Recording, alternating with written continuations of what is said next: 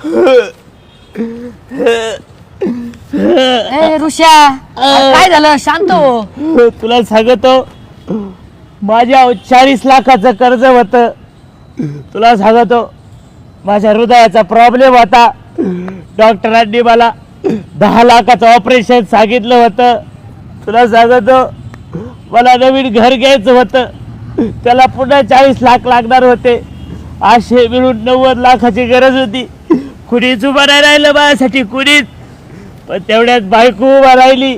तिने तिची किडनी विकली आणि मला 40 लाख रुपये दिले. अशी बायको सगळ्यांना मिळो. भावा, आई हो काय रडतोय? अरे कारण बायको त्याची होती ना रे. आता नाही राहिली या जगामध्ये. लय दुःख होतंय मला.